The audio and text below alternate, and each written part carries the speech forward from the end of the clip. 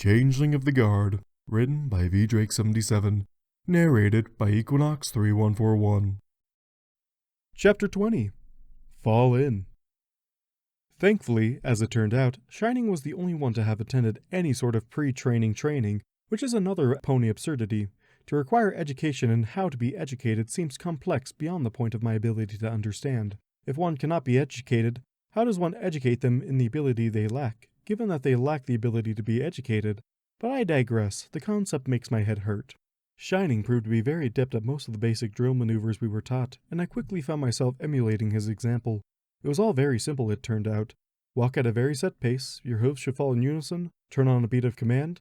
It was also very Changeling in the action, but so very pony in how they managed it. The idea of standing in formation, ignoring all things around them, and actively not working, it was very strange, and I did not like it.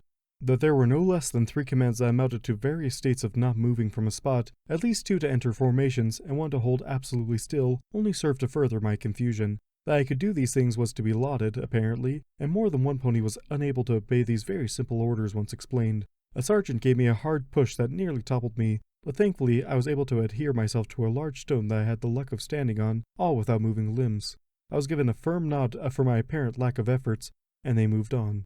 The rest of that day was spent focusing on drills, which, again, are also an earth-moving and rock-piercing apparatus, as well as a term for various forms of march or running movement. We were taken to a small building at the end of the day, told these would be our sleeping chambers for the beginning of training, in order to keep the barracks clean. After we had passed our first physical tests and inspections, we would be given a more thorough instruction. After the sergeant left, there were some claims of top bunk, and a few Pegasi scuffled for the few small bed pairs that were near windows. Shining took the bed nearest the door and began to collect his gear on the bottom bunk. "Might not want to be the first bunk," he cautioned. "Everyone says first and last bunk get the worst of an inspection." "Interesting. Would you not prefer the top bunk?" "Figured you called it. Doesn't really matter to me, actually." "If it is all the same, I would prefer the bottom." It was not that I had any real difficulty with the height, but the idea of being between 2 beds instead of open to the air thoroughly appealed to me. I wondered if I could arrange something similar to Topaz's. Obviously I could simply sleep in a cocoon, but for the appearance sake, that would not do. And here I could not do that at all. "Oh, really?" Though he tried hard not to sound pleased, I felt that he was. The idea that he had purposely taken the lower bunk to appease his shared bunk pony pleased me. This pony would have done very well as a changeling, and seemed to have a good mindset. "Well, thanks, Idle. Come on, we'll start first physicals in the morning. Crack of dawn, you know how it is." He was positively cheerful at the idea. I crawled into my bed and began the process of clearing my mind that usually led to a pleasant rest. I had not been as prepared as I should have been.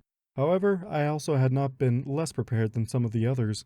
I decided with some comfort that I was roughly in the middle, a good place to be. The schedule for the next days had been passed out, and I found it interesting and very much to my liking that we would have plans for almost a month of training even before it began. And so, my training began in earnest. Tuesday! Running was a simple task, and though I did not excel at it, nor was I exceptionally winded. Being lighter than the average earth pony seemed in my favor, though I stood no chance against the Pegasi, who were also given an air course to determine their placement. I learned that this was to be a training exercise completed daily. We would either run or we would do something akin to the push-ups of the previous day, until it was time to enter our first meal of the day. Unicorns were expected to keep up with the earth ponies, which seemed grossly unfair to a number of the others, shining armor not included. And one unicorn even argued that no unicorn ever had to run when teleportation was an option. As I understood it, he was still alternating between running in place and push-ups long after the rest of us took a break. Pegasi would have a more complex rotation, involving the flying exercises. The rest of the morning consisted of being given the tour of our various gear that we would need for training, though to my disappointment, this did not include armor. Shortly before dinner, we received a second physical endurance test that I had not anticipated, and I stood in line before a large hole cut in the earth and filled with water. "Okay, first row, jump in!" And so I went. Soon enough, my hooves touched the bottom of the pool. Resolutely, I made my way forward to the opposite wall, ignoring the muffled screaming I heard from above me. Apparently there was another recruit in the process of drowning. I looked around, but I could not see any pony else. Oddly, I also found that I could not reach the ladder that stuck in on the surface of the pool. And though I tried to leap at it a few times, I found that I simply could not get a good leap under the press of water. The sides of the pool were also too slick to climb. Confused, I sat down and stared up at the ladder, wondering why that seemed like such a complex problem. I apparently dozed off while contemplating, as I found myself waking on the surface to a very thorough kiss. Unsure why this was so, but not wanting to seem rude, I responded in kind and found my sergeant coughing and spitting water, rubbing a hoof over his tongue and making displeased sounds. Apparently I was more suited as the passive receiver of such affection. Still, it seemed impolite to bring it up. "Did I pass?" I mumbled, spitting out more water. I found that I did not like swimming much. "Pass? Colt, you sank like a stone! You went the designated distance, yes, but you didn't come back up!" "Was that required?" I asked in a moment of dread. "Not technically, no." The drill looked more annoyed with himself, but scowled at me. "Sleigh bells and Tartarus, Colt, you don't weigh more than a wet rag. We're putting you on double rations starting tomorrow until you meet weight. And extra training. Celestia's beard, you'll fall out of formation because you're undernourished. I'll be celebrating my golden years on the sun, but don't you worry, lazy, we'll get you floating." "Wednesday? You're kidding me."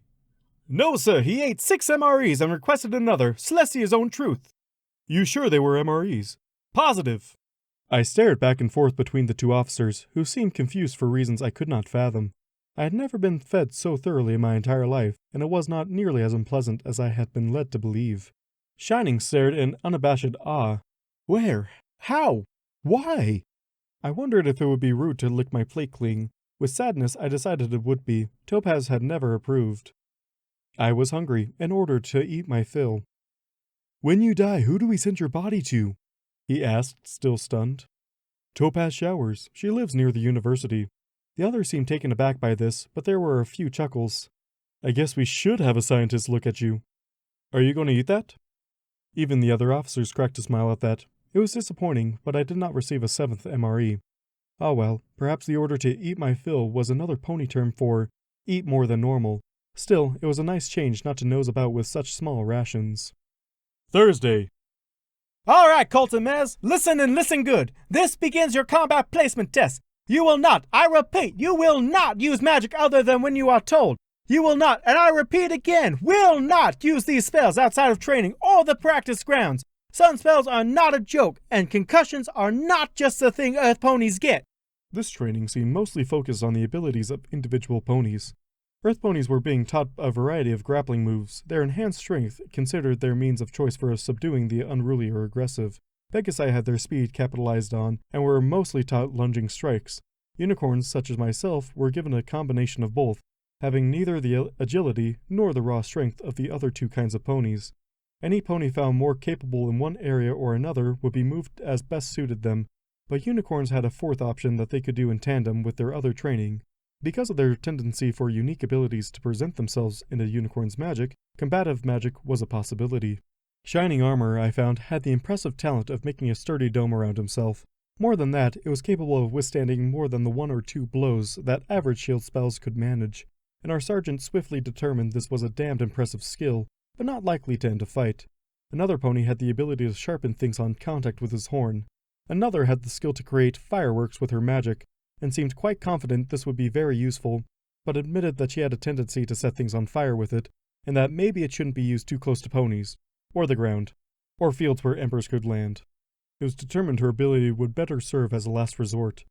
The first test we received was of our telekinesis. Several could lift things far greater weight than themselves, though several were forced to admit that even their telekinesis only allowed for simple things they could just as easily manipulate by hoof.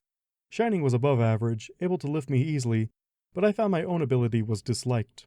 "The buck you doing, lazy? Who taught you to pick things up like that?" The sergeant snorted, annoyed. "You aren't wrapping it, you have to wrap it, Colt!" He motioned with his hooves as he shouted, like he was cupping something in them and pulling it up to his breast. "It is how I've always done it," I shrugged, unsure if I could have managed the full lift that most ponies did. "Try lifting shields!" I went to correct him on his misuse of another's name, but saw Shining shake his head. Nonetheless, I did, and could not quite get a grip on his shield, though I saw him shiver. "Problem, Shields?" No, sir, just feels a little eerie, sir, like having claws running over me." "That's because your friend here doesn't use a full wrap. He talons it. Probably a slow learner. Happens from time to time with unicorns who don't have the strength to spare for a good grip. They learn other ways to do it. And stop feeling your damn shields! You do that to test them, not all the time. You block that out, Shields, or one good blast of fire will get you to drop it." I frowned, experimentally lifting a rock. I suppose he had a point. My magic was more like a talon than a cloud of supportive energy.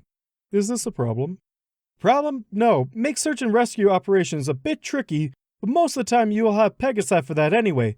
Means we won't need to teach you how to do it later, so that's good. You work on doing it right and we'll come back to it. Teaching us later, I found, was a reference to one of the two final options for unicorns. Being that most of us were less sturdy than Pegasi or Earth ponies, we had the option of either a magically enhanced physical range style or a purely magical combat style. Javelins were preferred ranged weapons for Pegasi. Unicorns, on the other hoof, were traditionally the royal archers. As it turned out, so long as a pony could lift about 40 pounds with their magic, they can be taught how to use a bow. I was able to wield the weapon easily, but found that my ability to target was...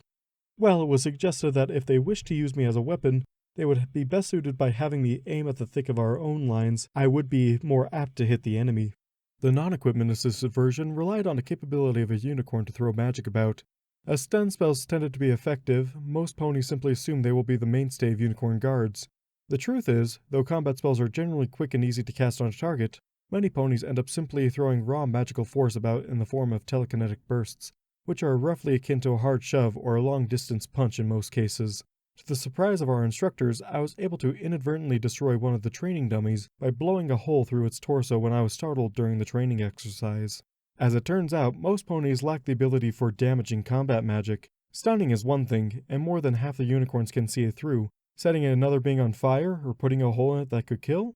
There is a far lesser chance of a pony being able to bring themselves to do so. Having a trainee default to it was practically unheard of, and I was deemed a natural. There was some argument about this, and it was explained to us that the inability to use combat magic or draw a bow was not considered grounds for expulsion. It did, however, mean that they would be placed into a non-magical class until they could manage to fire a bow or cast a stunning spell on a target. Self-defense and the ability to subdue another were requirements, not suggestions, and no guard is to be helpless in a fight, and no unicorn was allowed through with no physical training to go with the magical. One of the sergeants pointed out that few young ponies had the wherewithal to immediately make a killing strike on instinct, and asked how old I was. I, of course, had no idea. This apparently is not an acceptable answer. There was some chatter about this, as I had allegedly had no memory before a certain amount of time, and it was deemed there was only one option left available to us. I would have to visit the dentist. Friday. This was a day devoted to personal training, cleaning the barracks, and preparing for the weekend. As this was our first, most of us would be allowed to return home. I deemed this an odd choice, but Shining saw my confusion and attempted to explain. Gotta feed that special talent, right? Pardon? You know, they don't give us much time to ourselves. Most of us haven't gone this long without doing something with our special talents. They'll eventually make us go longer without. Right? I mean, most ponies don't even think about it, but Harmony, I put things in bubbles and roll them around from time to time if I get bored. About drove Mama insane. Me making domes for bowls and stuff. I get full, let it go because I lost focus, and boom, soup all over the table. Dad said it was good practice. What did your mother say? The family unit of ponies had begun to fascinate me. I wondered if I would ever meet Topaz's family, or Honey's. He gave me a sheepish grin. She agreed and gave me a mop. Told me she had plenty of that when she was in. Your mother was in the Royal Guard? I found that very interesting. He'd never mentioned it before. Not exactly, and not for very long. Said she got into it for information on one of her books. He seemed faintly uncomfortable, and I decided not to pry. I did that fairly often, I found, and it seemed to please Shining. It seemed to me that he was very used to answering questions, and would answer even if he did not like. So, dentist. Dentist, I agreed. How did that go? What the bloody hell, that molar can't be more than 6 years old! I bet my life on it! And these two have be at least 26, and this one's 15! And that's a baby tooth! A baby tooth! He can't be! I watched in mute confusion as the pony's voice trailed off as they continued to haul him off, promising him a nice warm bed and that overworking himself was terrible. They really shouldn't treat him like that. I cautiously ran a tongue over one tooth. I had ensured my shifted shape now covered even my teeth, which was a complicated thing to accomplish and would most likely only be done in emergencies. The second dentist had proclaimed that I was probably in my mid to late 20s. I received a clean bill of health for a pony of my years. Huh, little old to be getting to the guard then. Ha, I knew it. Pardon? You talk like you're, what, 40s, early 50s? Late 20s, I stated, a bit more frostily than intended. I was not entirely sure why I felt offended, but it seemed appropriate. You're kidding, right? I tried to glare. I really did, but his amusement was infectious, and I found myself grinning all the same. Saturday. Though Saturday was scheduled to be the beginning of our leave, it started with exercise and inspection. Shining warned me that we would be receiving punishment for failing to upkeep ourselves properly regardless. Yet I was still displeased when it was my bed that was determined to be insufficient. Perfection is the goal to be strived for, and once more I redoubled my efforts not to cause trouble for my nest or platoon again. Being that this was no less than the 15th time in the week that I had been called out as the reason for our extra exercise, I was unsure how much that was.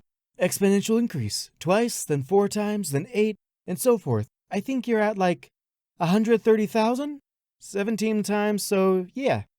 Thank you, Shining. No prob. So what are you doing with your weekend? I had not considered it, having not suspected that I would be returning so soon upon entry. I will likely find Topaz and tell her how things have gone. I believe she would like to know. Yeah, that sounds like a real good plan.